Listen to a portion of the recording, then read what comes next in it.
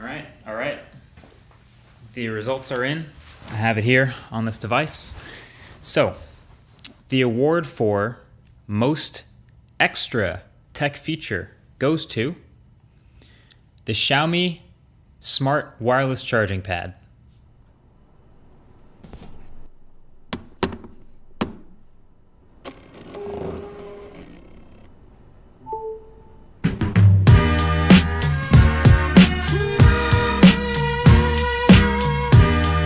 What's up? MKBHD here. Welcome back to Dope Tech, brought to you, of course, by the Dope Tech t-shirt. This one's a healthy mix of great stuff and weird stuff, mostly thanks to this guy.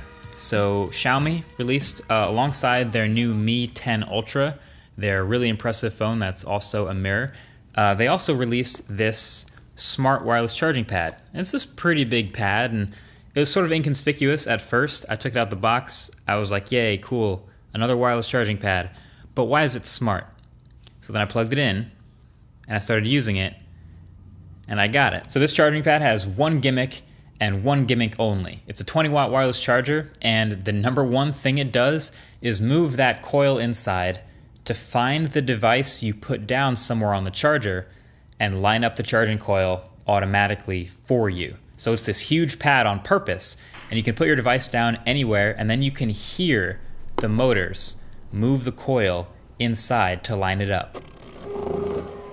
So yeah, not gonna lie, I thought that was pretty cool. When I first saw it, it's impressive that it does find the coils and line up every time, no matter where you put it down. It sort of takes away the pain of trying to line up your wireless charger perfectly every time. You just kind of slap it down anywhere and you're good. But on the other hand, that's it. That's all it does. That's the whole thing. I mean, weirdly, I posted this on Twitter, and some people said that there was multiple device support, and I think that's kind of stretching the definition a little bit, because when I'm using it, I put one device down, and it moves over the charging coil, just like it should. Perfect, charges that.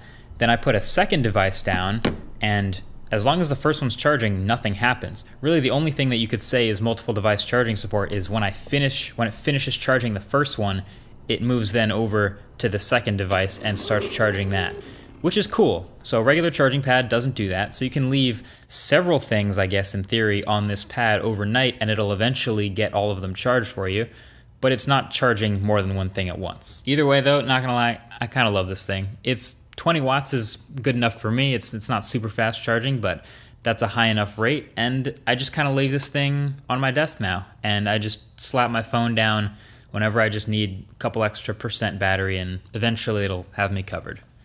That's pretty dope. All right, so next up is this little box right here. This guy is called the Hachi Infinite M1. So Hachi reached out and they wanted to sponsor a spot in a Dope Tech episode, and they sent over this box, and it's a projector, and I'm really glad they did. Now, projectors usually pretty boring, right? But this one, I can confidently say this is definitely the smartest projector I've ever seen. So this one has a Snapdragon 670 inside, has up to 6 gigs of RAM, and 128 gigs of storage, and it runs Android 9.0, but customized into a UI they call Infinite OS. So it's basically a whole Android tablet inside this guy.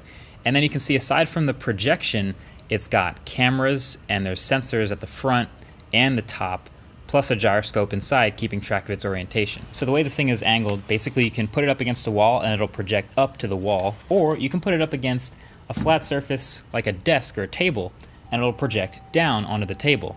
Once you do, it'll automatically sort of start to calibrate itself and sharpen it up. And once it's done, you have your projection. But here's the catch.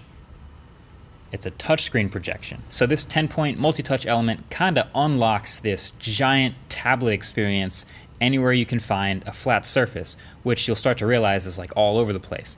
And it's actually a lot more responsive than I thought it would be. Maybe it's because I've tried some pretty garbage, gimmicky versions of this in the past, but this one is really good. Basically, the limitation is you still got to make sure you're not casting a shadow on the element you actually want to touch. So if you want to hit this button, for example, don't block the light from above it. You just got to come from the other side of the light and touch it, and it works perfectly. But once you get the hang of that, it's all green light. You can literally play multiplayer games 1v1 against people, whether it's tic-tac-toe or board games or Pong or air hockey. We've tried all of them, and they all work. And on top of all that, it's got a built-in battery, so the thing's pretty portable, so you don't have to find a plug everywhere you go. You can be on a train, basically, and just plop this thing down and start using it like a tablet. So now you can basically turn any surface into a giant gaming controller without the need of a phone or a tablet. I'm sure you've played Pong before, but you've probably never played it on your kitchen counter or on a table. And then in the OS, there's some other dedicated AI integrated apps they've built with different themes. For example, there's an education feature where you can use physical objects, like actual plastic letters, to teach spelling because it uses image recognition from the cameras to tell if you've spelled something right or wrong. There's a kitchen feature called Future Kitchen that lets you project recipes onto your kitchen counter, for example, or your cutting board, and it guides you through cooking them on your counter. And it'll even use that camera to recognize ingredients you scan. There's also even a fitness app where in one direction it points the workout program video onto the wall, and then on the other side is the camera facing you, and it helps correct your form and count your reps and track your body. So really interesting stuff that's been benefiting from the AI engine in the Snapdragon 670 chip, and it just got me thinking about projectors in a way I honestly never did before. So it is pretty expensive at the site. It's linked below. It's $9.99. So basically the value proposition is you can either get one really nice projector that only does one thing, which is just sit in one room and project an image on a wall, or you can get this sort of like Swiss Army knife smart projector, touchscreen, AI-focused, image-recognizing tablet thing that you can take anywhere. And I think that qualifies as dope tech. Okay, last but not least is this guy. This is Samsung's iPad Pro killer. That's being a bit generous, but hear me out. So this is the Galaxy Tab S7 Plus. It's an Android tablet, and so this is the bigger one. There's two, the Galaxy Tab S7 and S7 Plus. And this guy, you know, Android tablets used to be a lot more popular than they are now. There just isn't that much competition in the Android tablet space right now. But this one, as far as premium Android tablets goes, has a lot of good stuff going for it. Like, it's got the high-end specs, the Snapdragon 865 Plus, which makes it 5G capable, and there's up to 8 gigs of RAM and half a terabyte of storage. And the design, I think, is nice. It's a really thin tablet, probably thinner than the phone you're using right now, but it's metal, it's got sharp edges, and it still fits quality quad speakers in all four corners and a 10,090 milliamp hour battery, so it is not a poor use of space. And then you get a bunch of little things too. There's dual cameras, one 12 megapixel primary and one 5 megapixel ultra wide, and they're pretty good. They don't have to be great because they're tablet cameras, but they are definitely functional. And in fact, the camera you'll probably use more often on a tablet is the front-facing camera, which is up here in the middle of landscape mode, which I love because most of the time you're using a tablet like this, it's going to be sideways, it's in landscape mode. Samsung knows this and puts the webcam in the better place, unlike the iPad. That's actually also why the fingerprint reader is over here on the right-hand side, because you hold it sideways and double tap and unlock it just like that, easy.